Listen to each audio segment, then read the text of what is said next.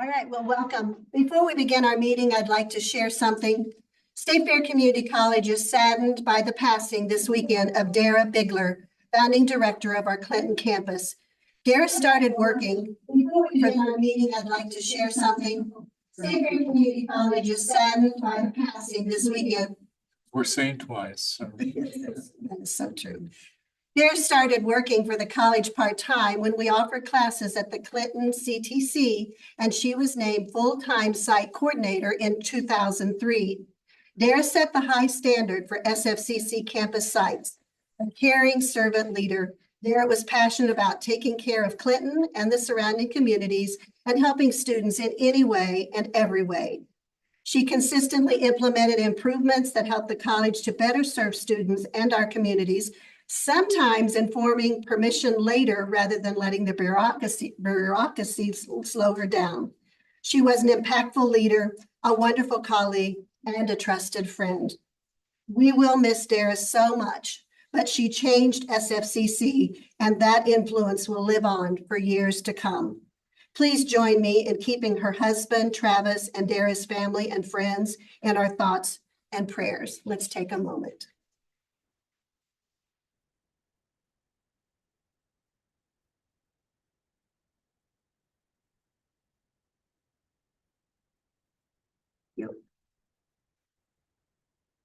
All right, we'll call State Fair Community College Board of Trustee meeting July 18th, 2024 to order.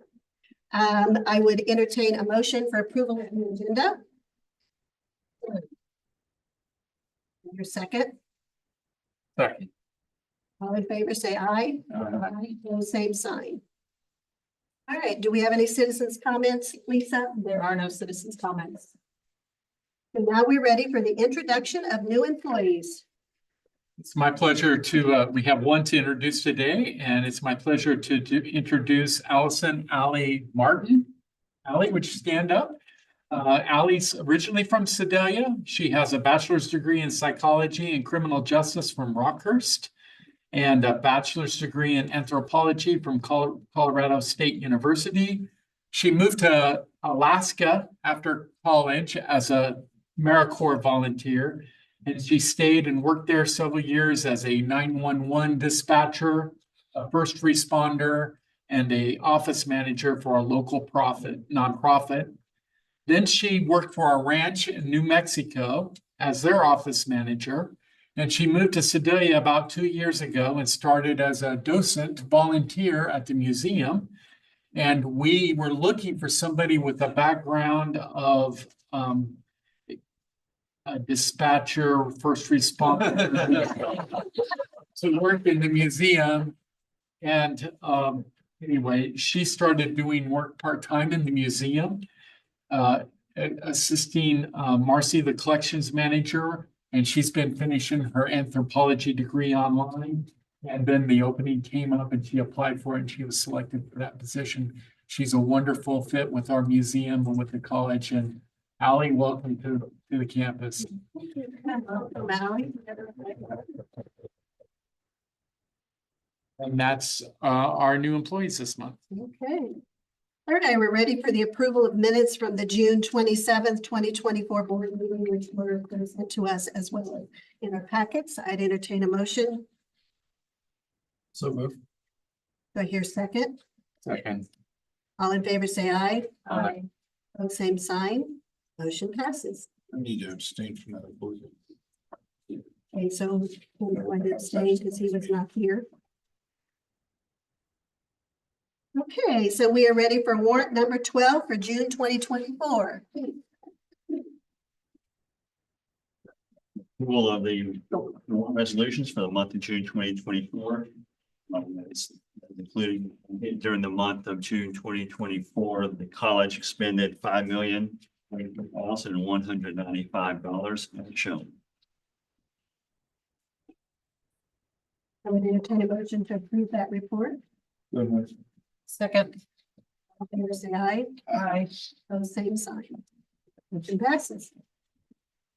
Okay, institutional reports, Dr. Bates. Dr. Whitehead is introducing our first report. So this month, we asked the Student Success Navigator Manager to share some information with you. All three of them are here today. I'll do a real quick introduction and then they're going to talk for just a second about what a navigator actually does for any of you that aren't familiar with that model. And then they're going to talk with you about the student success orientation that we have that launches next week. So you guys know about Amber Stevens, Courtney Casey, and Jill Steffens. So they have all worked as navigators for an extended period of time, and they supervise the other navigators within their pods. Jill supervises all of the health science navigators. So all of the folks who are bringing students in, advising them, moving through those health science programs.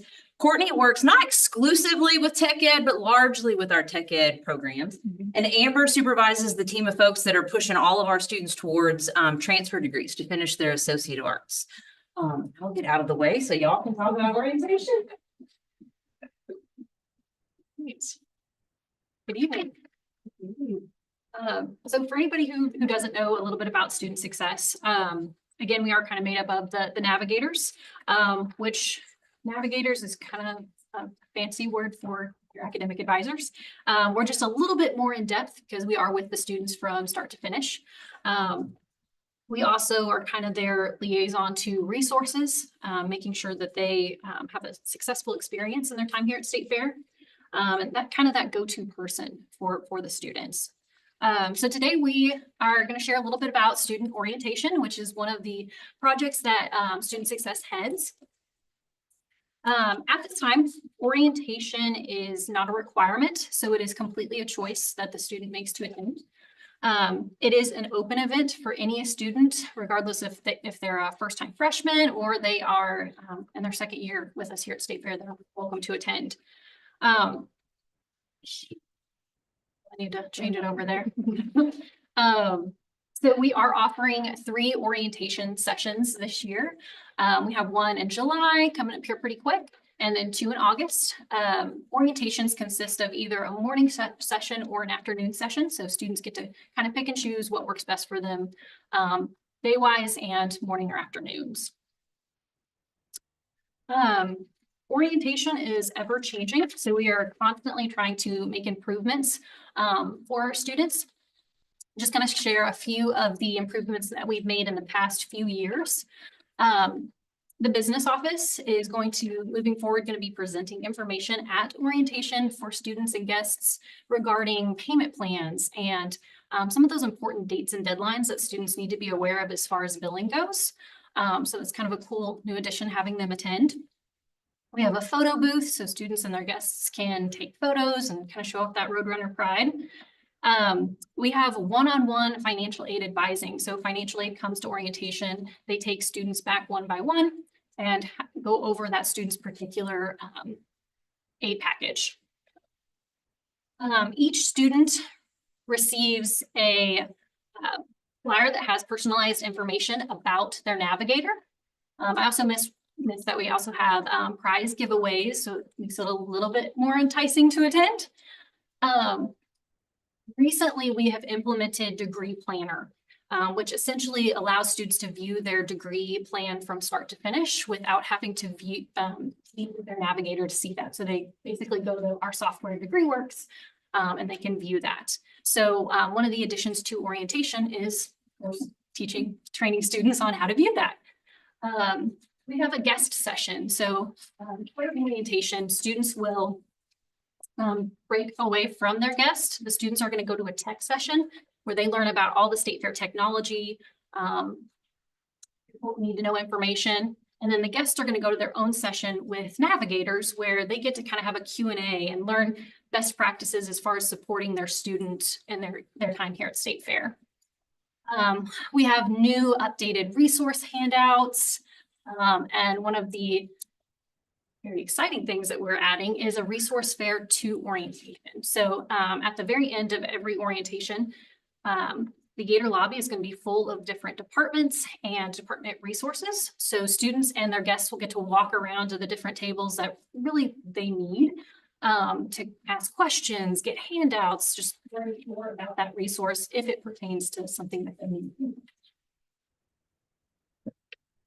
Get your way here, Amber.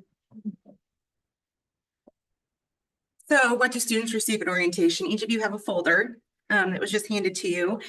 Each student receives one of these folders when they come to orientation.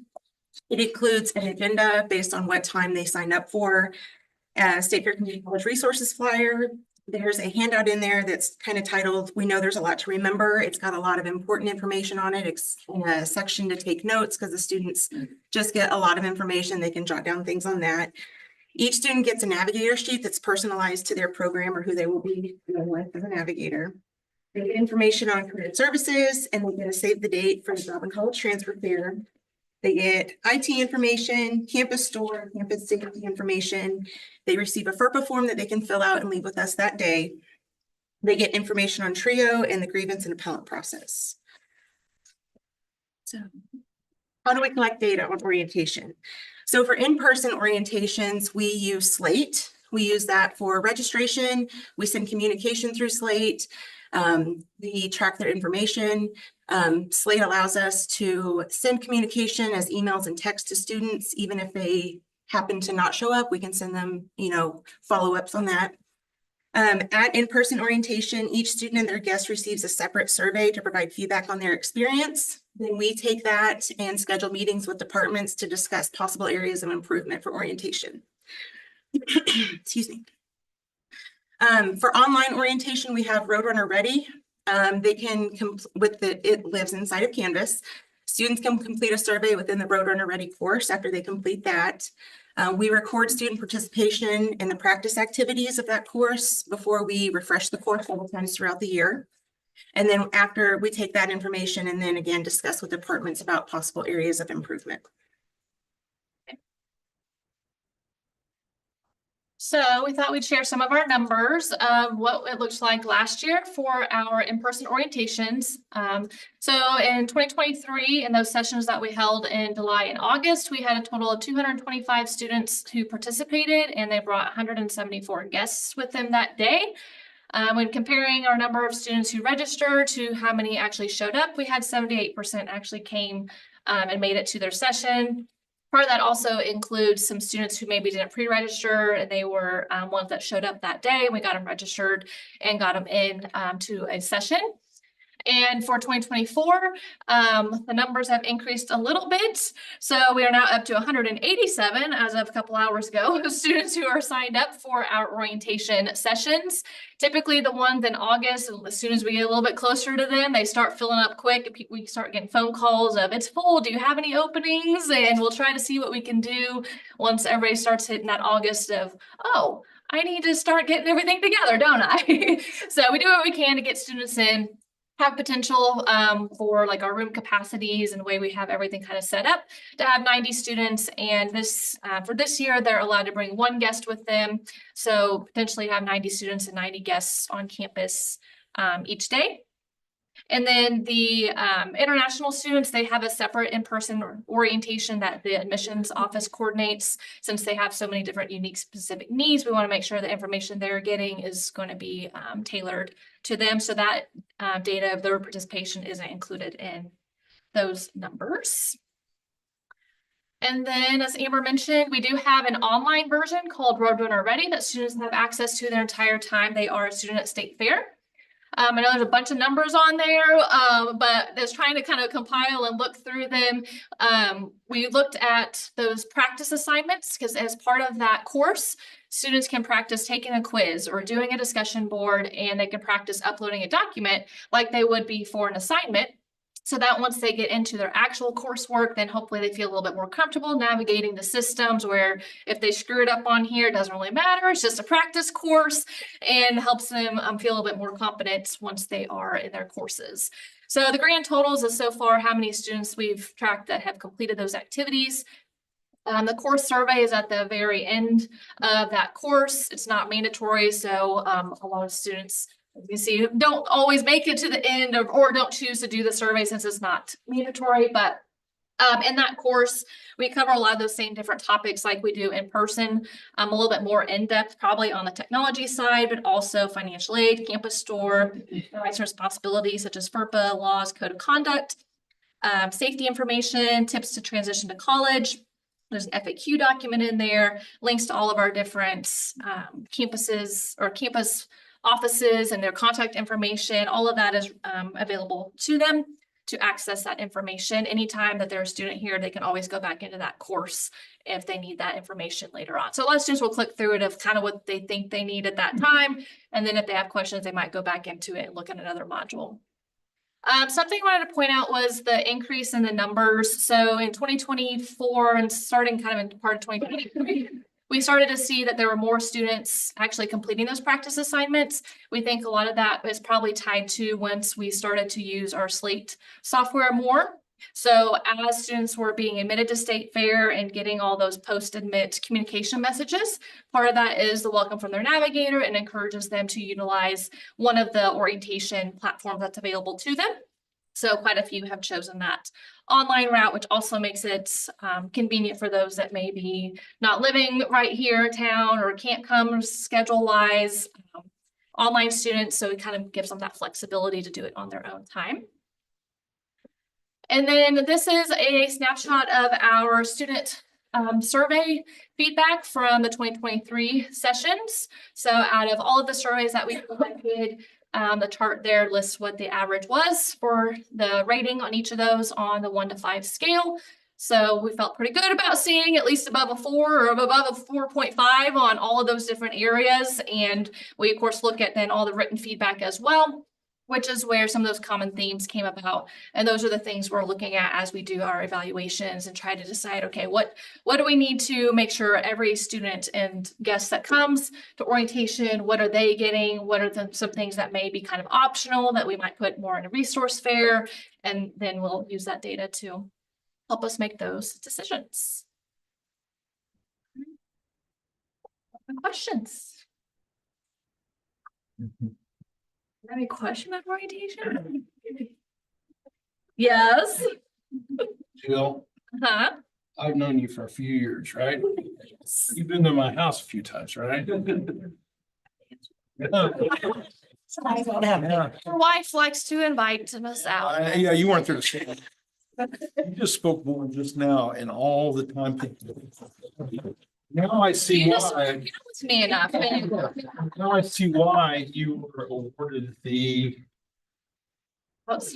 Outstanding employee of the year. Yes. Whatever the title is.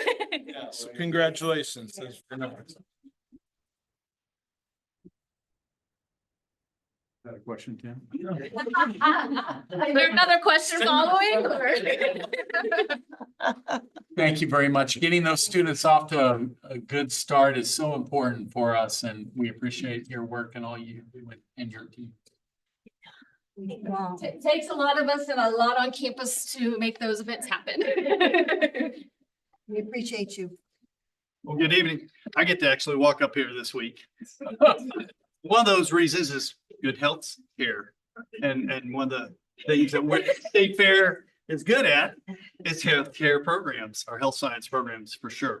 And not just saying that. We have fantastic programs, as you all know. You see some of our results, our past results and everything else. So it's fantastic. So we're privileged tonight to have one of them come and give you guys some insight and also give me some insight. So two things. One, out of all my years of doing this, I've had 20 plus health science programs alone I've overseen and went through accreditation and anything. Unfortunately, I haven't went through this one, so I can't put my bluff on the program director over there. So she knows I don't know as much as she does. Second, she's always thinking I forget her name, but I don't forget her name. I just afraid I'll screw the last name up for whatever reason. Danielle Beamer. Did I mess it up? Yeah, it was okay. I do it every time. Dr. Bates has messed it up for Do it. years. Yeah, well, he messes up. Allison's. Oh, bro. Bamer. See, I think about it so hard. So she goes, so babe, so you can see where, yeah, so the Arkansas. I asked you to do this. I know why you did it. You saw me hesitate and say, I can never read that. So anyway, I'd like to introduce Danielle Bamer, a program director from Radiological Technology, Radiological. Radiologic. He likes to put the AL on it. Yes, again, Arkansas. It's- She will correct, so that's 3 mistakes she'll correct me on already, so. Wait, yeah. I found. Mouse is up. Will I'm it, sorry. where do I do? How do I get it? Exit on it. Yeah, there we go. do you have some slides? Yeah, I have a. Close that. Reduce that. Oh, Lord. Did we close those? I don't know. if it closed when we closed out of the YouTube earlier. I bet it did. Here, I'll let you, I'll introduce her and let her talk to you guys while she gets up. So today, before I do my little spiel, I did bring a student. She's a graduate of 2024, so she just entered the workforce from our program, and I brought her here because not only was she a very successful student in our program, but she had the unique opportunity of being accepted into multiple radiology programs in the state of Missouri. And she specifically chose State Fair. So she's going to let you guys know why she chose State Fair. Here I come. This is Madeline Schutte. Yeah, you would not like to Yeah. spell my last name. We won't show her last name. Yeah, I'll save you that. Judy. Thank you. Yeah, I get Yeah. a lot of different unique interpretations of that, but I'll spare you that.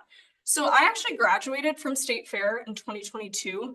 I got a degree before and I planned to go to other institutions to get like a bachelor's and all the things. And then I realized I was like, I think State Fair is where I need to be. I loved the one-on-one contact with people. I loved being close to home.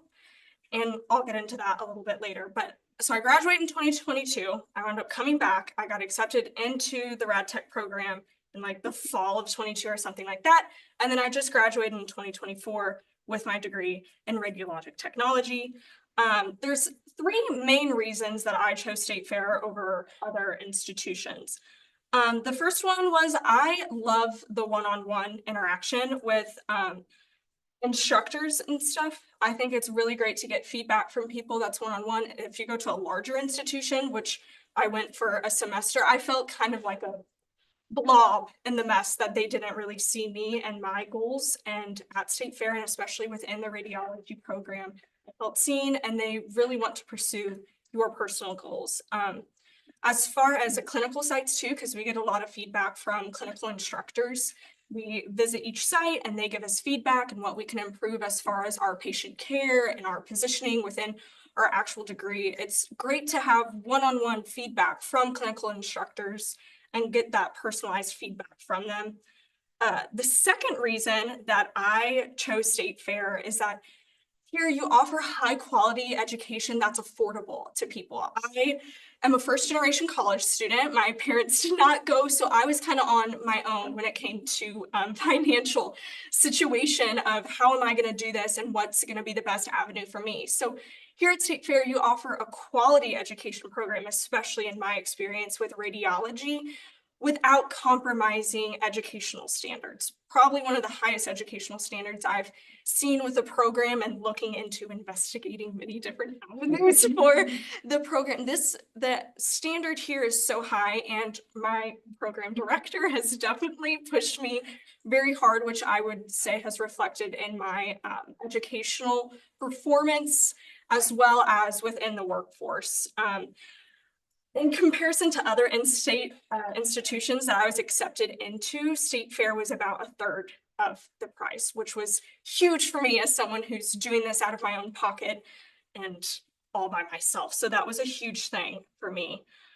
The final and biggest selling point for me is I've always known that I wanted to be in rural healthcare and to community hospitals, interact with people that I grew up around and help those people around me. And a lot of these larger institutions didn't allow me to have that rural healthcare experience because rural healthcare is very undervalued. And from someone who's currently working in it, it's a tough place to be in right now. So here at State Fair, having those rural clinical sites is a really great way to understand what you're getting into with rural healthcare and kind of be a chameleon and morph into what the hospital or the patient needs.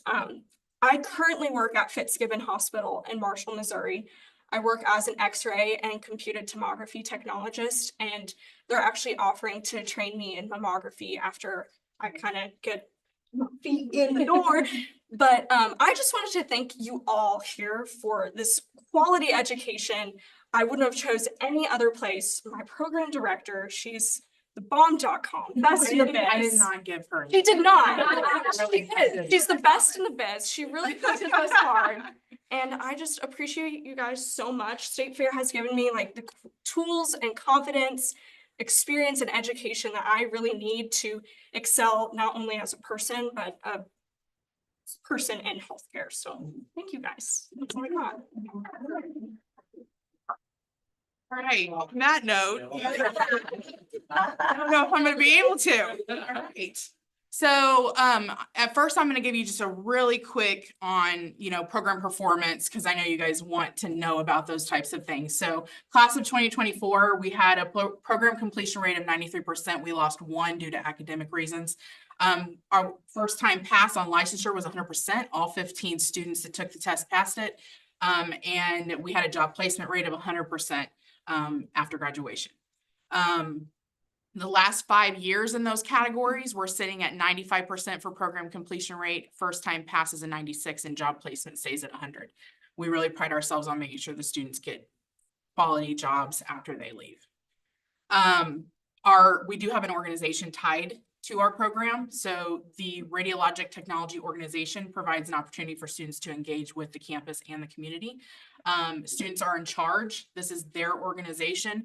They organize fundraisers to fund co-curricular activities.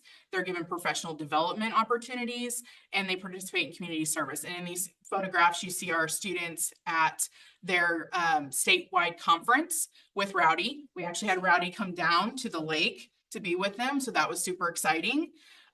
We have them at the animal shelter volunteering, and then we have a class that went and visited the human cadaver lab at MU. They get to do that every year. They earn that after they finish their sectional anatomy and pathology courses. They are allowed to go and actually do real true human cadavers. So, and they love it up there. They love when our groups come because they're so knowledgeable and they work with them. So we really love that. I know you guys had a really good experience. Blast. Okay, so what my main focus is going to be is kind of giving you guys an update on the renovation project that we did in our lab, getting a new X-ray machine. The renovation of the Radiologic Technology Lab here at SFCC represents a significant step towards modernization and innovation in education. This project has enhanced the learning environment for students and faculty while also updating according to our accreditation standards. So basically what put us in this situation was our original machine did break down. And I will tell you, looking back, a week after we had this installed, I got a letter from GE, which was the company that made the table we had before, telling me that they were going to discontinue that machine and no longer service it. So it was a blessing in disguise that we moved on from that machine because it was definitely outdated. So that's kind of what triggered this, but State Fair committed to going a little above and beyond, making sure that lab got a true renovation, and it looks so nice now. So adopting state-of-the-art equipment basically helps us tremendously in pursuing our curriculum from today's standards. When we align with industry, it makes the students have a better experience when they enter clinicals, because it can be very scary to enter clinicals when you're a student. So here you see some of the students working in a real life situation. This is actually, I know this is super small, but this girl has a pretend, I promise, nail through her foot. And this was her trauma education. And so they're x-raying it in position, which is something they may have to do, foreign bodies in position. So the other picture is when we got our new C-arm, which is a different type of imaging tool. We desperately needed an upgrade in that department as well, and we were truly excited. And you can see Natalie was hugging it. She's so excited because we knew how much we needed it.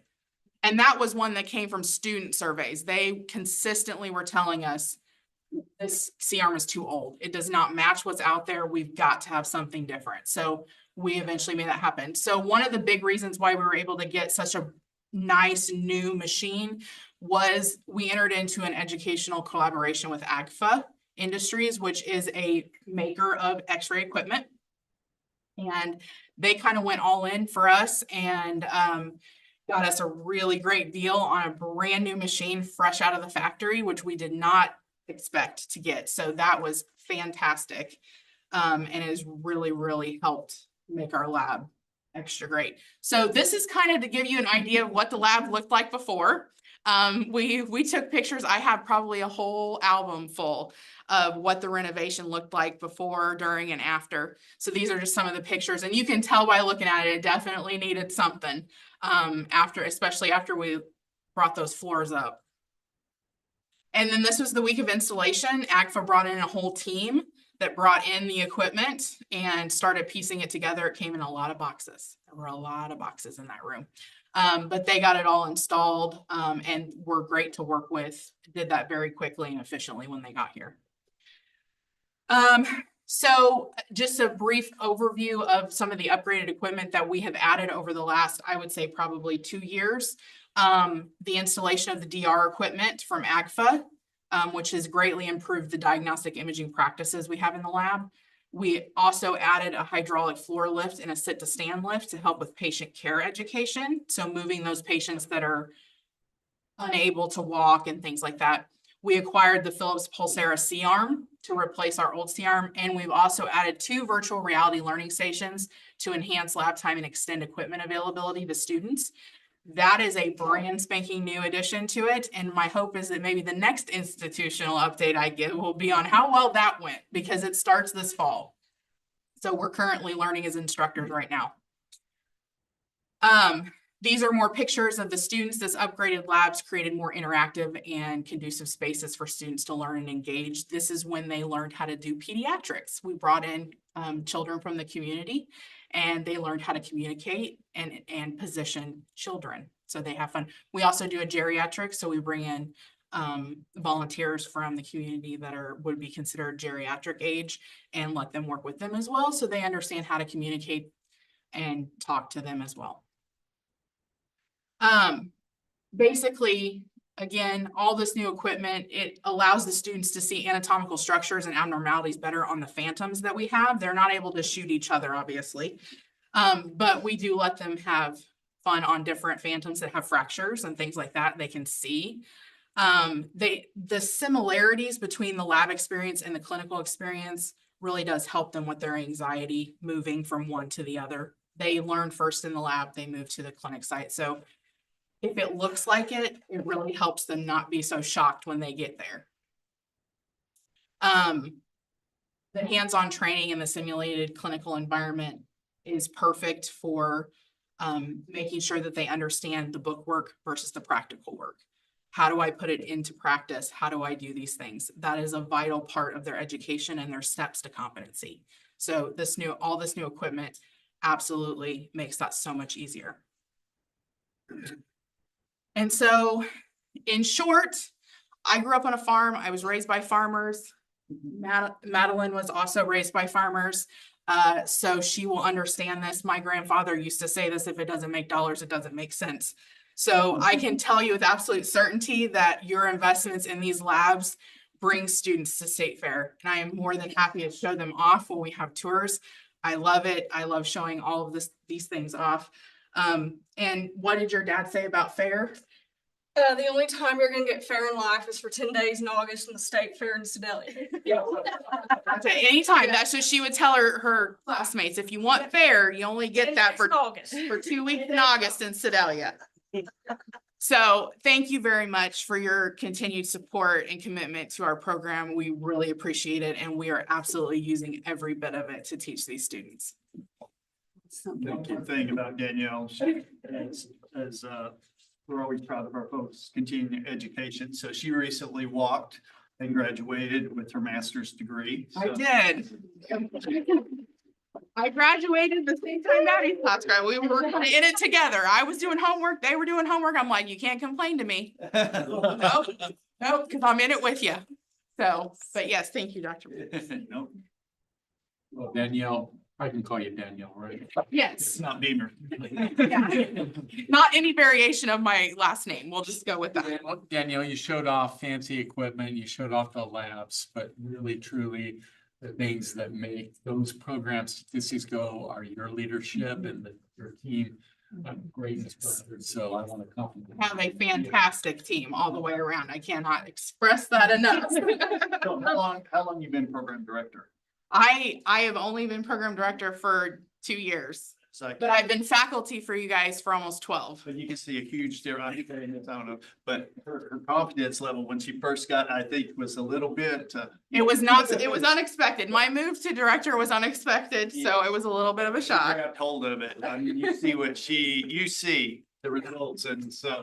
I definitely love this program. I'm an alumni from this program. I graduated from here. I was excited to be invited back to teach. And now to do this is just icing on the cake. So I'm looking forward to all the future stuff and future cohorts and all the people to come through the program and enjoy all this great equipment. And also Maddie, thank you for your presentation. And thank you, Maddie. The things that you talked about, that's why we do everything. So you just made our day.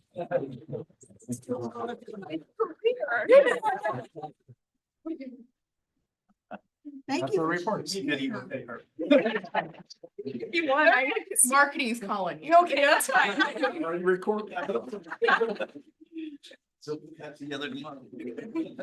Thank you for sharing. It's always great to hear, but you know, we can hear in your voice the passion that you have. All right, so it looks like we're ready to move. We have Peak Sport and Spine Athletic Trainer Contract. Now to the exciting part. It's always tough, Bob.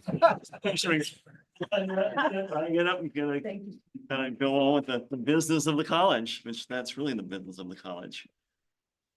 So a few things here. So yes, first, next on the agenda is the Peak Sport and Spine Athletic Trainer Contract. We do contract with them for athletic trainer.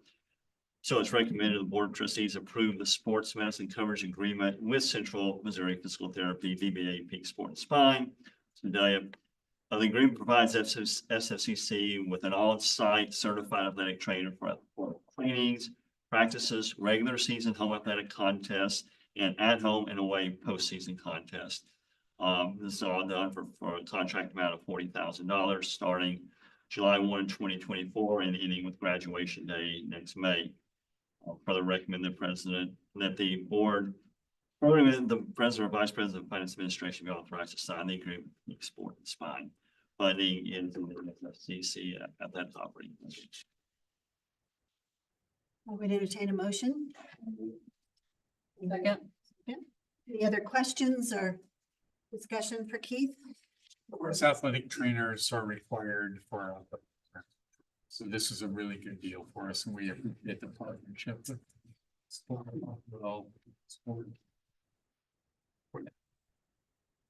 No questions. All in favor, say aye. Aye. Same sign. All right, loan and lease payment schedules. Every year, as part of state regulation, we have to reappropriate funds for our loan and lease payments. The loan and lease payments we have are shown here. I'll go through them with you. So it's recommended the Board of Trustees approve the following loan and lease payments due in FY25 to be paid as designated. The Heckert Science Allied Health Essential Certificates of Participation. Those are $599, $400 annually for that debt service. Train equipment lease and purchase agreement is $459,974 for that loan payment. Nolan Howard Workforce Innovation Center will be $539,745. Lake Ozarks campus rent is $186,979. Clinton campus rent is $197,828. Science Hall in Boonville is $25,400. Elton Career Center is $15,000, and then we lease all our copiers and printers, and that's $60,000. Right, I would entertain a motion to accept this. Proposal. So And your second. second. Just note that all of these are in the budget. In favor, say aye. Aye. Same sign. Commercial insurance coverages. Next is insurance. So it's recommended the Board of Trustees approve the commercial insurance renewal, which is our property and casualty professional liability insurance. Premium payments to Insured Partners of City of Missouri in the amount of $560,222 for fiscal year 25, which too has been accounted for in the FY25 budget. Entertain a motion. So moved. And your second. Second. Questions, discussion? All in favor, say aye. Pose same sign. Motion passes. Athletic insurance coverage. And then one more athletic insurance coverage. This is for our sports athletics. The athletic insurance is secondary to the student's primary insurance. And so it's recommended the board of trustees approve the athletic insurance renewal premium payment to Arthur J. Gallagher, First Agency Branch, Kalamazoo, Michigan, in the amount of $83,574 fiscal year 25. This also has been accounted for in the FY 25 athletic budget. Need a motion? So moved. Favor say aye. Aye. Pose same sign. Motion passes. Accounts receivable write-off. Spent a little time with this one. So one of the challenge I think we have going forward is with managing our accounts receivables and payments. I put a chart in the packet to show you what historically our accounts receivable write-offs have been, as well as the percentage of charges, which is more important. And you'll see it's actually the highest we've had. We're looking at what we can do, but one of the objectives this year is to try to keep that down with that. So what we'll do, we recommend the board of trustees authorize the vice president of administration to write off $519,063.36 uncollected balances for the fiscal year 2024. That does not mean we don't keep collecting these balances. We do. It's just per GAAP rules, we have to write off anything a year old is taken off our books to accurately reflect that. But we will continue to, look forward. We do continue to try to collect these in various ways.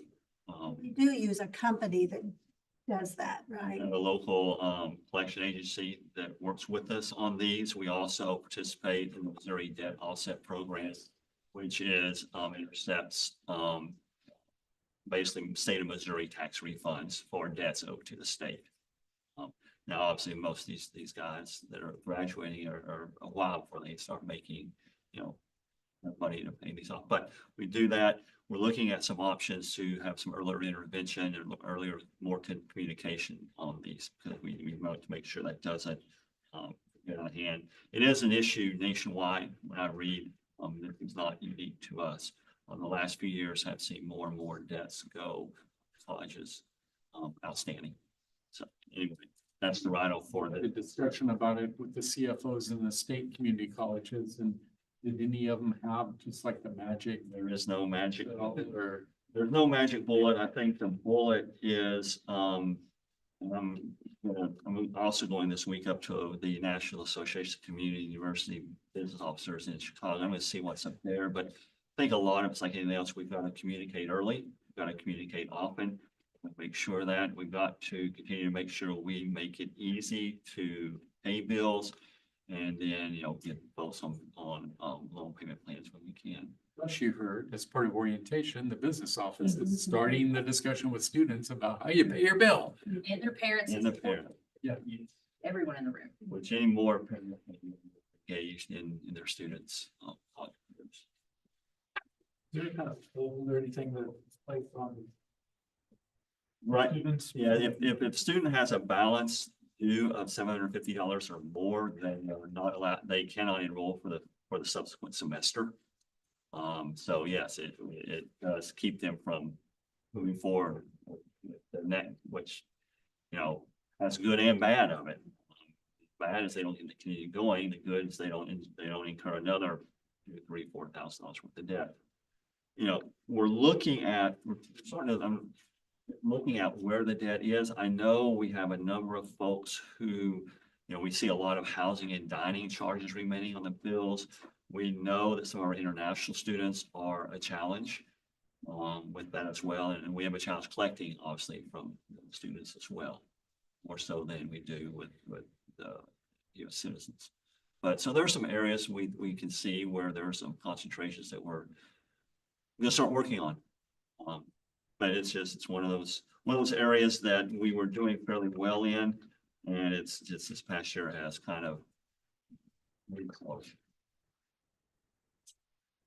We need your approval for the write-off. Entertain a motion. So moved. Do I hear a second? Second. Any other discussion or questions? All in favor, say aye. Aye. Opposed, same sign. Motion passes. Residence Hall, City of Sedalia required modifications. So we obviously building a new residence hall. We have submitted our plans to the city of Sedalia a few months ago. We did it. It takes them a while to do their reviews. And this is related to essentially stormwater and some handicap issues with it, but stormwater disbursement. So you see the change order in there, but the change order is mainly for, like I said, wastewater prevention. Recommended the board of trustees approve the change order 06 for the residence hall construction in the amount of $46,594.13. EC&E for required site changes after the city of Sedalia and stormwater pollution prevention plans review. And funding is the residence hall construction fund, so we'll be up to all the city requirements on this. Entertain a motion. So moved. Your second? Any questions? So the tab there to look at that if, see what it all goes for. All right, all in favor, say aye. Aye. Same sign. Motion passes.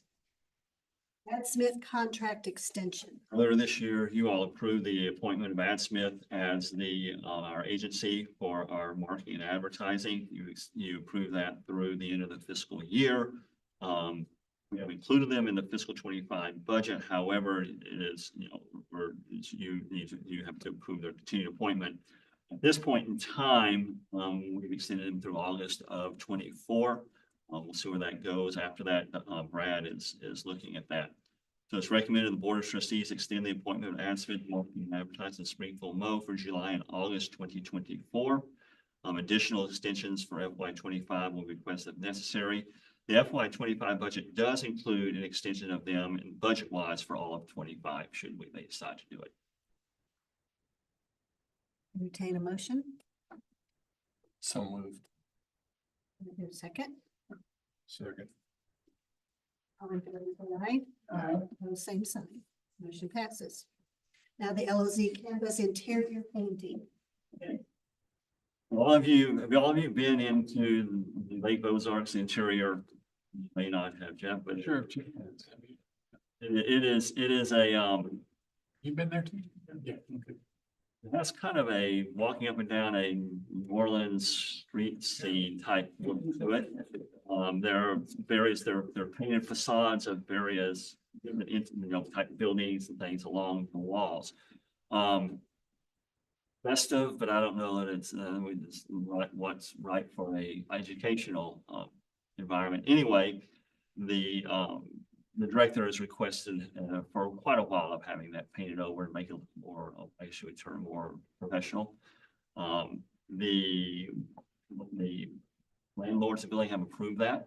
They're okay with that, needed their approval. So it's requested that they recommended the board of trustees accept the following bid as shown on the table below for painting the interior of the LOZ campus.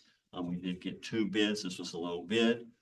Funding is through the FY25 maintenance and repair budget. So painting is being done by PJS Enterprises of Eldon, Missouri for a total price of $40,000.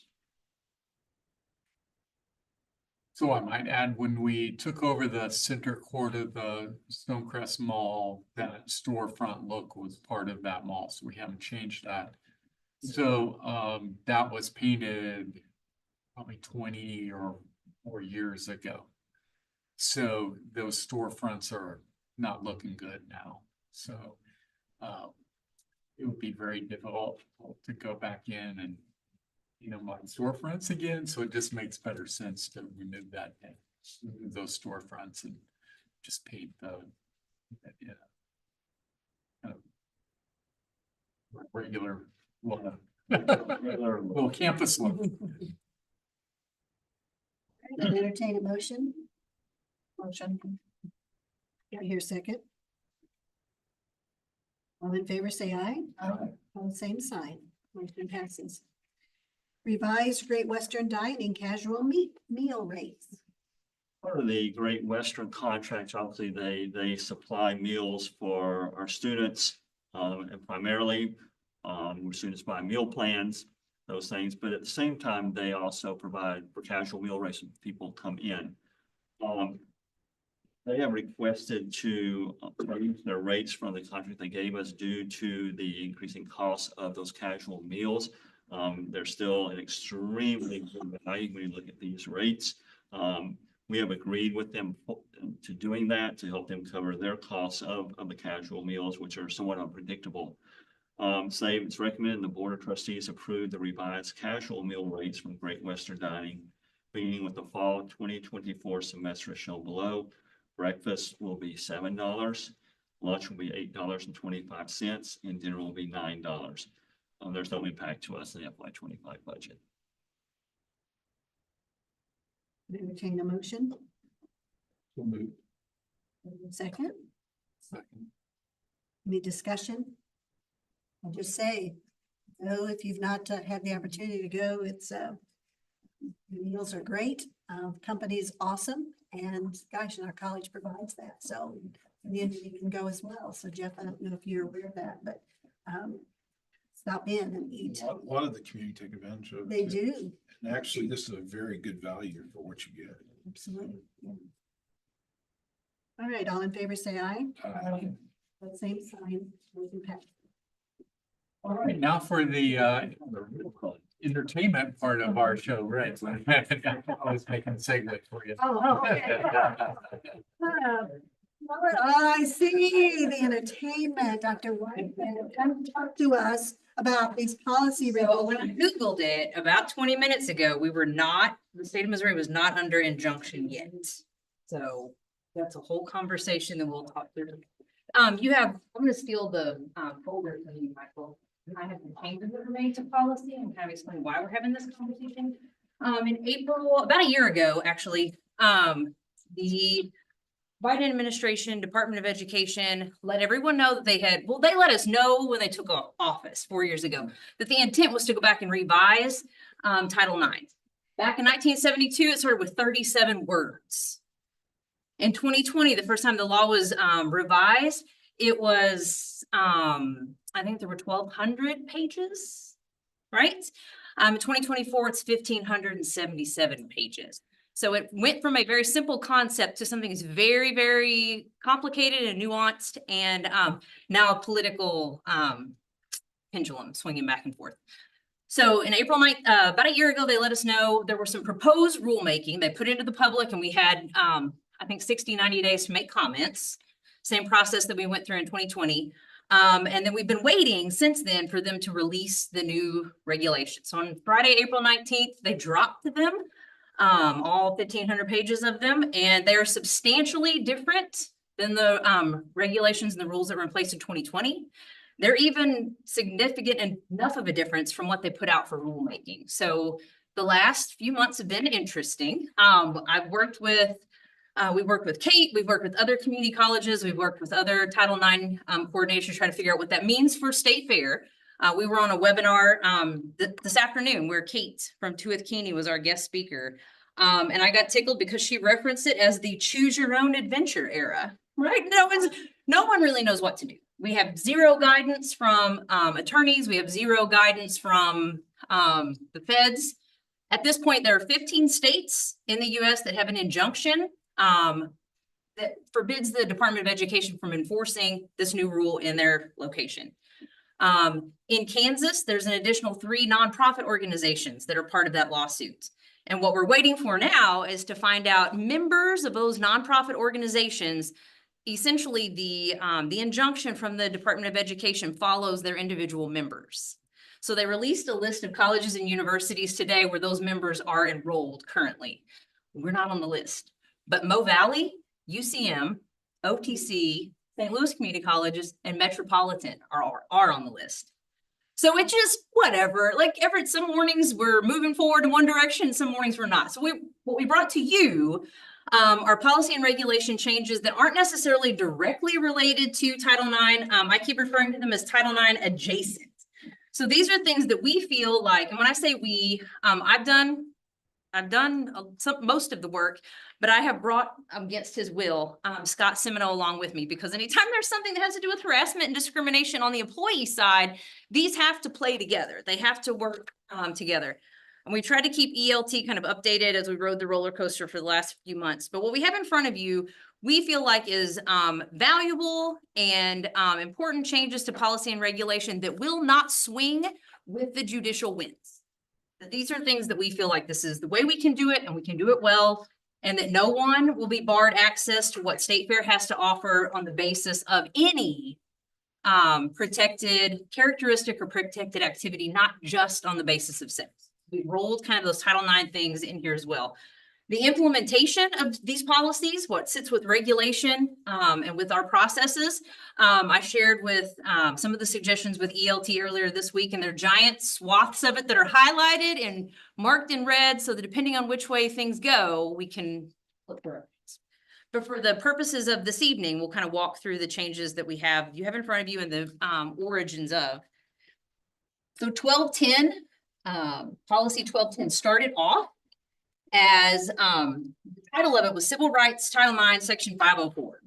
You can obviously see that lots of other things are included in that, not just those three categories. So one, we're retitling it and calling it non-discrimination, harassment, and retaliation. And we put a blanket statement about what is enforced with that, right?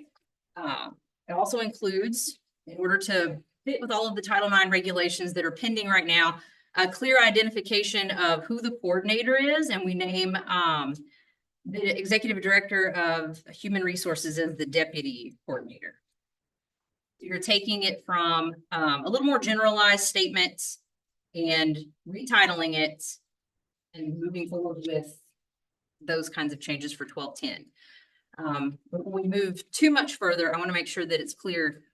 We tried to find a way that we could take 2 or 3 different pockets of non-discrimination language scattered throughout policy and regulation and put them in one place. So we're moving to a model that is one policy and one process for everyone. If that is a complaint or a grievance we have from the public, if there is a grievance or a complaint related to age discrimination, discrimination based on sex, students, employees, whatever, we're all going to follow one policy rather than it be segmented across the entire policy and regulations. As a result, we don't need 1211 anymore. This was a requirement that fell under the 2020 changes to Title IX. It's no longer required because we put them in one place altogether. So in order to have one policy and one process, you don't need 1211 to sit separately anymore.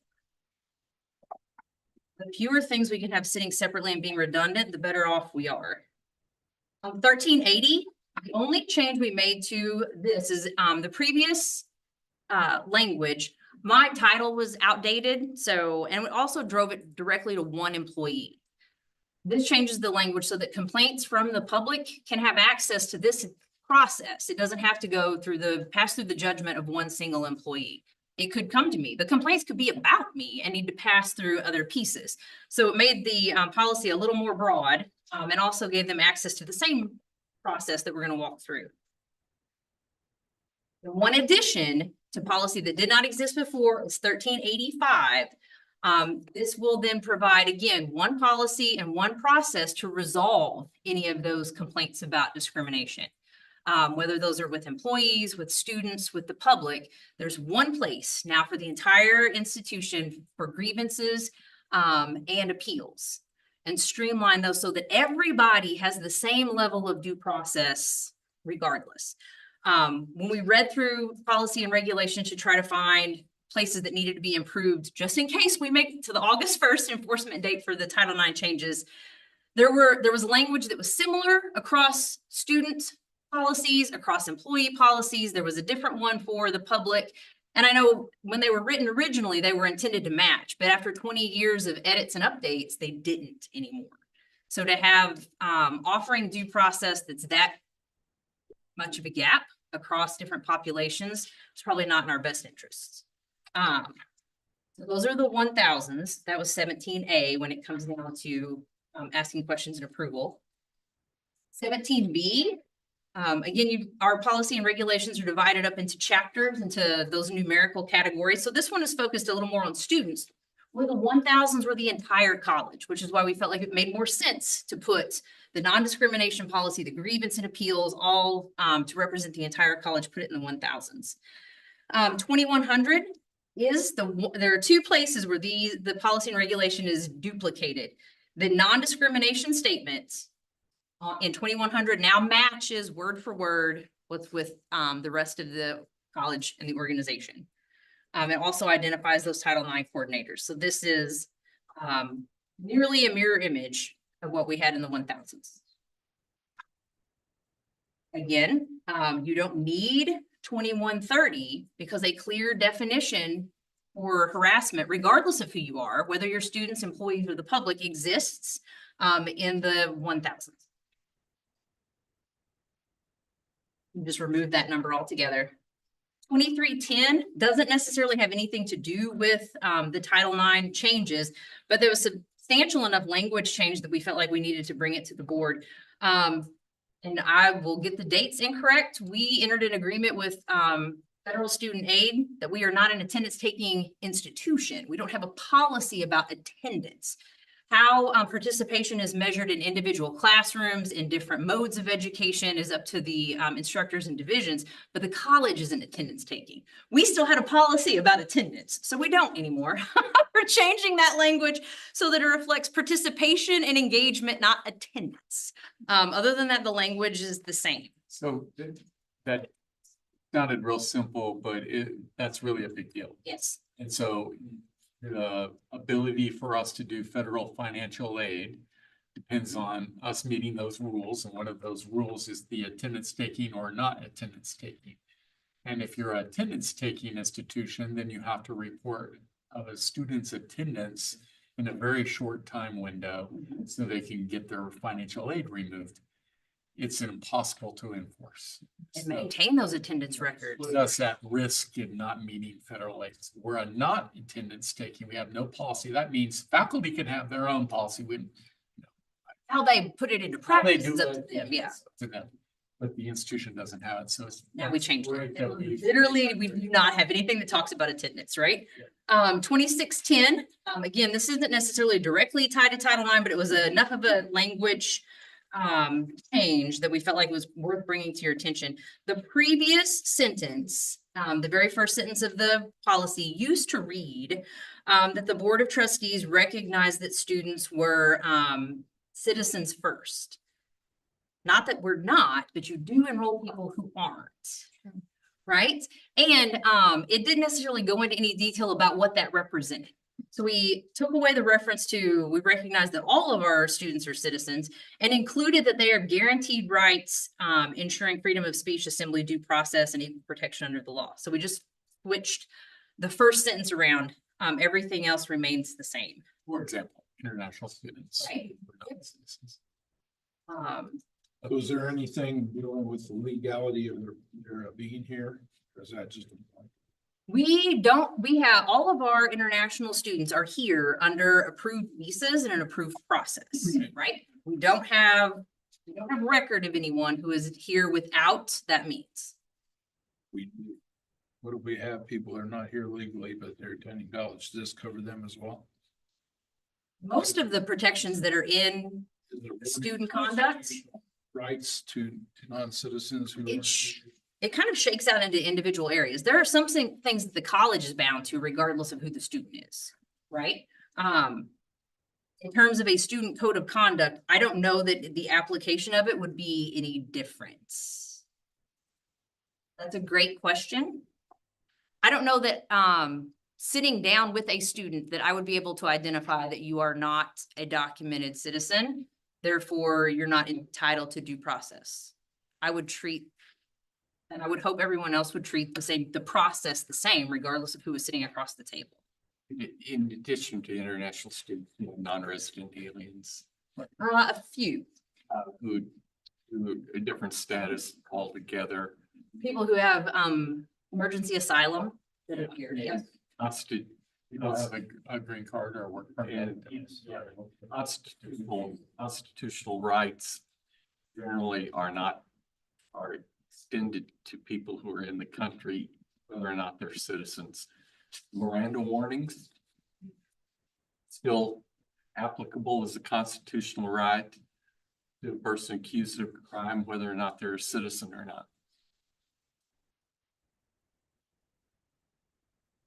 I think the enforcement of a complaint against the college from someone who wasn't probably wouldn't hold water. But I don't know that we would treat anyone differently because I don't know that we would identify them that way when they came in. Again, what was the language before? It was, I'd have to pull up the old one. I just have that in parentheses written down, that the board recognized that all SFCC students are citizens first.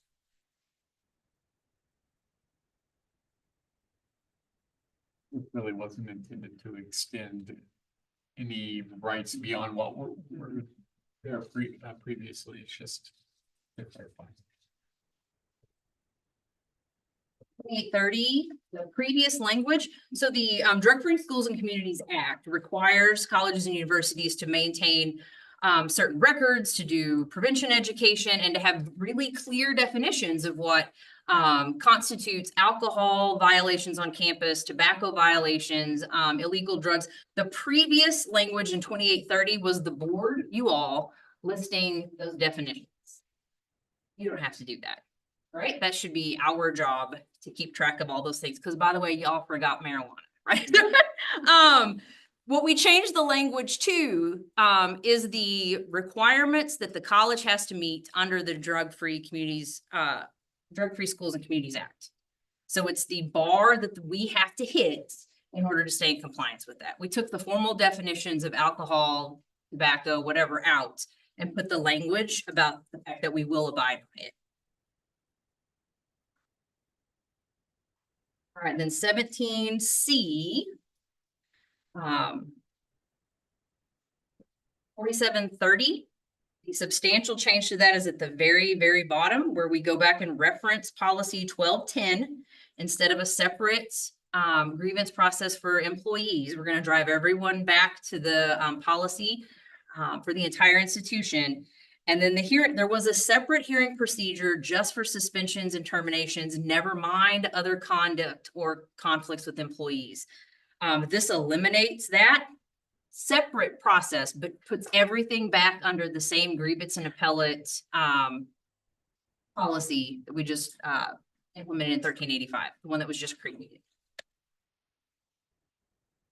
4810, again, is the only other place where the non-discrimination language and identifying the Title IX coordinators is doubled up.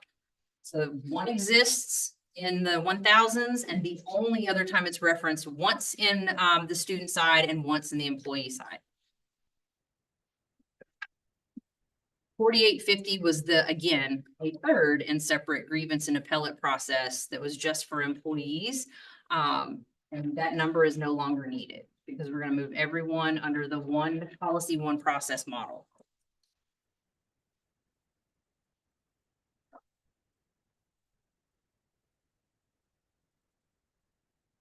Wow, that was a lot of work for you. I'm not finished yet. This is just the first part.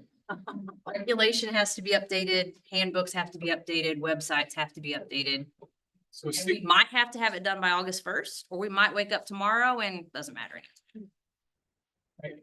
The policies that we've asked you to change, though, we feel like is worth it, whether a judge decides one way or the other. Dr. Whitehead has spent hundreds of hours on this. She's probably read all 14,000 pages of the law, and Scott as well has spent significant time. We've had a number of conversations with Kate. We've had a number of conversations with Veronica. And her recommendation was, you know what?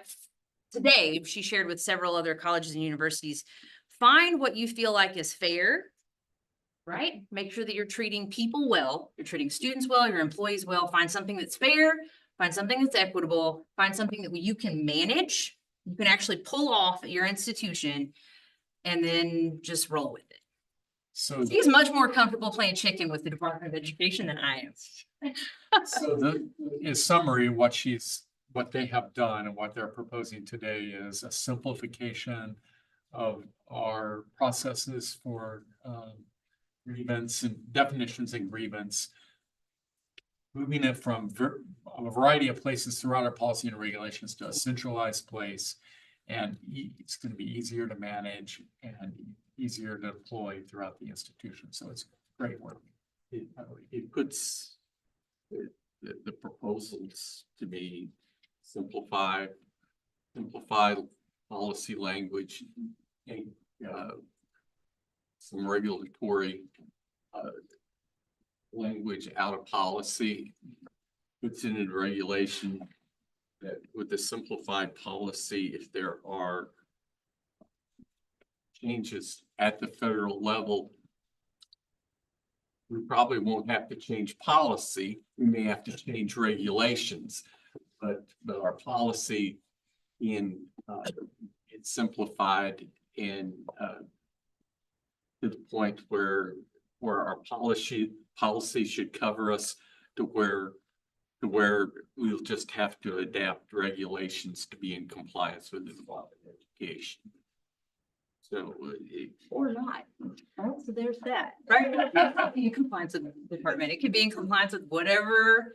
The very first lawsuit that was filed after the regulations released in April, there was an injunction. It was Tennessee, Kentucky, Indiana, West Virginia, all of those Rust Belt people. It was actually upheld in a U.S. Court of Appeals today too. So maybe this is kind of everyone thumbing their nose at the Department of Education. So we'll see where that shakes out. So our intent here, you can make, whoever would like to make a motion can do it however you want. You can make a motion to approve all of the policies as presented, or if you would like to break it down and do a section at a time or a specific policy at a time, it's to the board's pleasure. But Exclude some, if there are some exclusionary things. I think the policies are consistent and are part of it to make a consistent statement regarding Title IX and discrimination type issues overall, whether or not they technically follow Title IX, that they cover those situations. So I would be comfortable moving to adopt all the changes in tabs 17A, 17B, 17C. Second. Any other questions or discussion? This doesn't open up any cracks and doors to where we have biological guys playing basketball on the girls' team, none of that stuff. Not yet. Nope. What about protests and things like that, on college properties? We didn't touch on any of those, right? The regulation, I think, or policy is 1330. We're trying to make sure that everyone is educated as we come back to campus for the start of the semester on everyone's First Amendment rights, right? And where those boundaries are, who can make reservations, who can't make reservations, where they can stay, how to interact with folks. But yeah, our policies align with state law too. it does. Which state law is that all outside areas of the college are declared a public streets. Traditional public, yeah. And so people can exercise free speech in those areas as long as they're not getting in the way of our normal college work, so they can't. I was just thinking They can complain. They can file an appeal and say, I choose to be here overnight. No, sir, you don't. That's not how that's not how the policy is written. We do not allow. Yeah. They have access to the same due process if there were an actual complaint. The traditional public forum versus where they can be inside, when they can be inside. All of years those. ago, when I was attending, we had a religious sect that would stand along the line, the religious sidewalk going to the Yater. And they were rather about their beliefs and they. Super assertive. Yeah. As they walked by and very insulting. Young ladies were pregnant. Just way before what we see today in the on the news. Well, We had some interestingly assertive pollsters, not pollsters, petitioners the last several months. Constitutional petition. So the closer we get to November, we're trying to make sure everybody talk nice to the petitioners, right? This is their, as long as they're in the right place at the right time and abiding by the policy the way it's written. All right, discussion. All right, we have a motion on the floor, in a second. All in favor, say aye. Aye. The same sign. Motion passed. Thank you, Dr. Whitehead and Scott. We know that this, takes a lot of work and we've been being on top of it as best you can, whatever that is, and all your hard work. We appreciate you. Okay, Dr. Bates, your present. All right, if you look at the calendar at the end of the agenda, our board retreat is Saturday. It begins at 8:30. Please note that the board retreat is in Thompson Conference Room, so you might just have habitually come here. But to get a little different view, it's in the conference room. For that retreat, you enter the east door of Hector.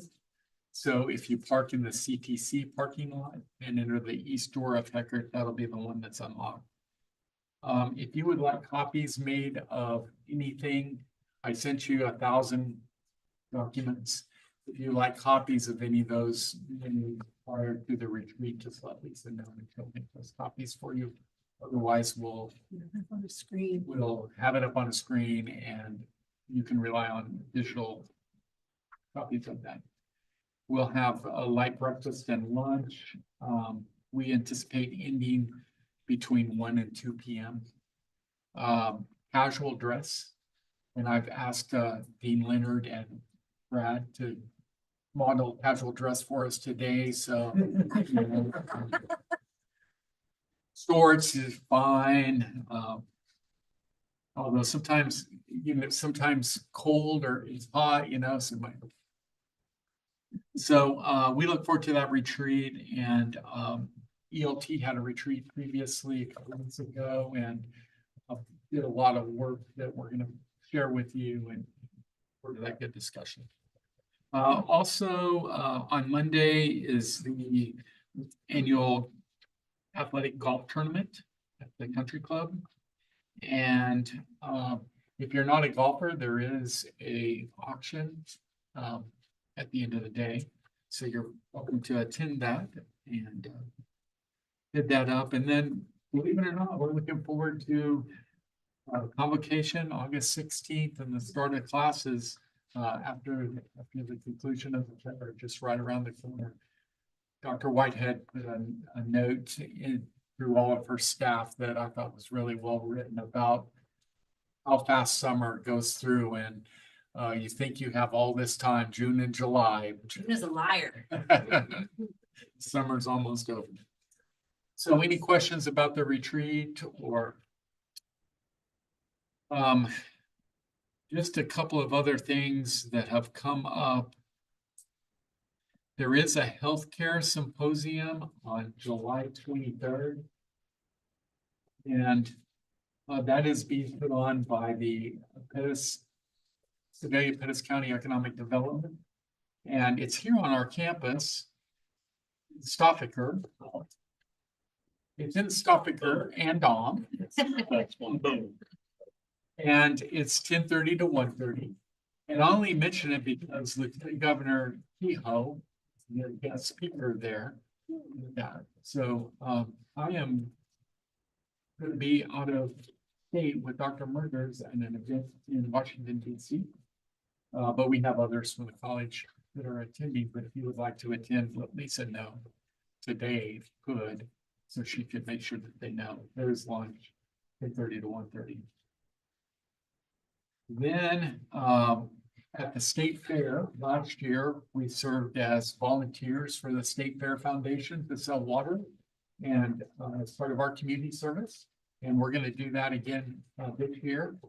Our day to volunteer is Monday, August 12th. And we have times remaining 4 to 8 p.m. on August 12th. If you would like to join Richard and his wife in volunteering to sell water for the State Fair Foundation, please let Mary Joyner know. She's the contact. We have, I don't know how many spots we have, Mary, but we've had a lot of volunteers. All the slots are filled other than the 4 to 8, so By the way, I'm working 48 as well. So. And then today we got notice that Congressman Mark Alford is planning to he's conducting a town hall tour throughout his district. And he is making a stop at State Fair Community College for that tour. That is Monday, August 19th. So that's a day that not much is going on at the college other than the start of classes for the fall semester. But his team is, this is an evening event and the town hall starts at 7 p.m. and ends 8:30 to 9. And till then, will that be in Thompson Conference Center or it's in Stoffer Theater? So, this just happened today. Jolynn has set it up and more details, but put that on your calendar. Let's see. Then finally, let's see. Finally, that is it. That's my report.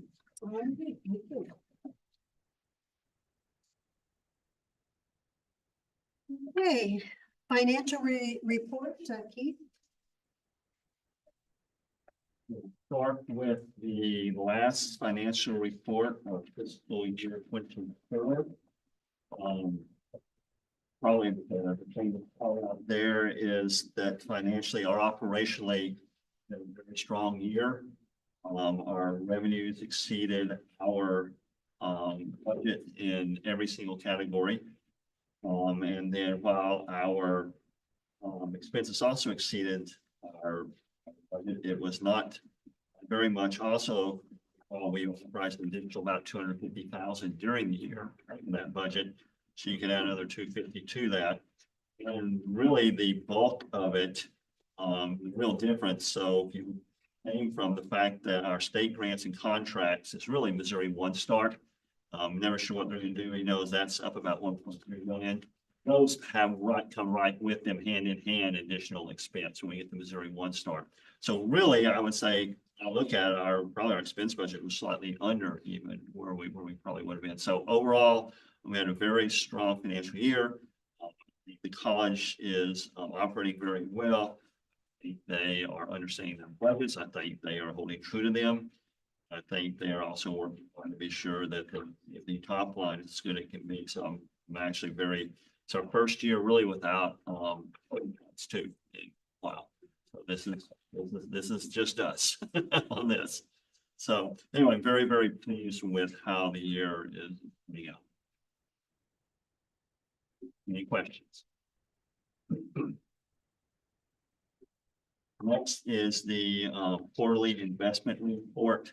As of June 30th, 2024, we had a little over $18 million in cash funds, our funds available for either investment or on hand with the bank. We have about that point in time, we had about an 80-20 split between on demand and our bank. Just in full disclosure, I've switched that a little over the next couple of weeks and put more longer term investments, primarily because beginning July 1, the rate of interest we get from our bank has gone down a little bit, and we can get better by investing in some 30-day, 60-day type instruments. I also put some more things out at 5 years since there's a little pressure. Now seems to be more downward pressure right now on rates in the economy. But overall, obviously a strong investment report, strong balance sheet there as well. Any other questions?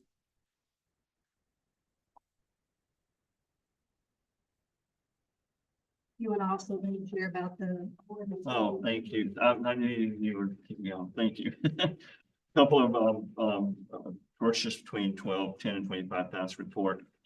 B&H Photo Video, this is actually funds that were part of the additional approved expenditure in FY24.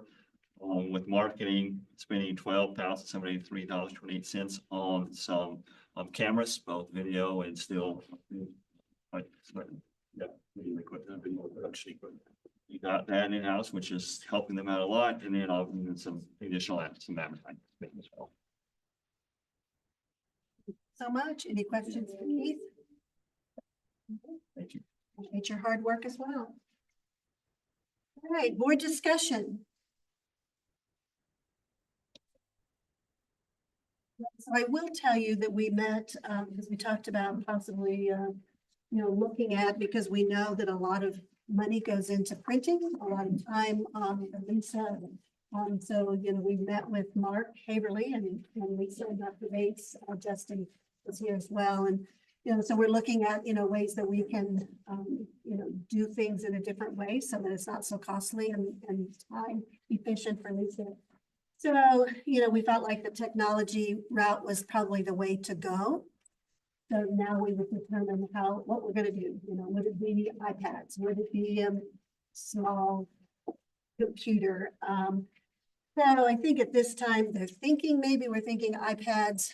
Mark, of course, is going to be going and looking. Mark, you want to share anything about, because he did some background work on some programs that possibly we could have. So Mark, if you want to share. Sure. So we're looking at the iPad route right now. I have a few demos. Demos coming in, different sizes. See what y'all would. We're looking into web-based, we'll call them web-based applications that can work well with the iPad environment. Obviously, one of the criteria that we're looking for in the application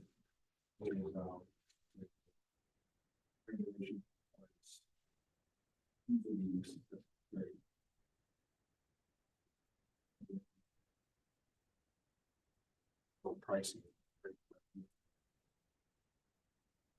I've already started making inquiries to see what pricing looks like. I have no idea what pricing looks like. So it'll be an education for all of us. So just a process. There's reaching out to see, are there other schools, other boards, community colleges, what are they doing? If they are, what not to make mistakes, if that were to be the case, but appreciate the research that Lisa updated as we work toward that. Anything else? No? All right, so looks like we have a date change for the November and the December 2024 meetings, but we know we get into the holidays. So due to the November 2024 Board of Trustee meeting falling on a holiday and the December one as well. And it's during the college holiday break. It's recommended that the November meeting be held on Thursday, November 21, 2024. And that the December meeting be held on Tuesday, December 17, 2024. So I would entertain a motion to approve those changes. Your second? All in favor, say aye. Aye. Opposed, same sign. Motion passes, so be sure you get that into your calendars to get that change. Next meeting of the Board of Trustees, the general session meeting is going to be held on Thursday, August 22nd, 2024 at 5:30 here in the Hopkins boardroom.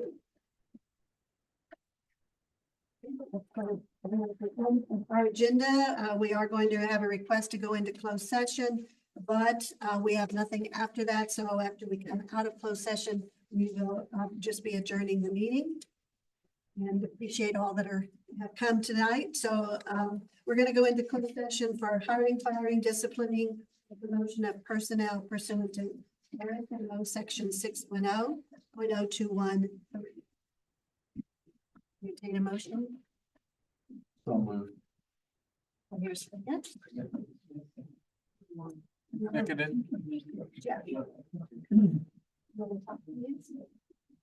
Amy Rushiers? Yes. Tim Carr? Yes. Justin House? Page? Yes. Richard Parkman? Yes. And Patricia Wood? Yes. Thank you all for coming. Safe travels home. Who are you asking to stay? Oh, thank you very much. I haven't even written. Dr. Murders, Keith and Scott, we ask that you please stay.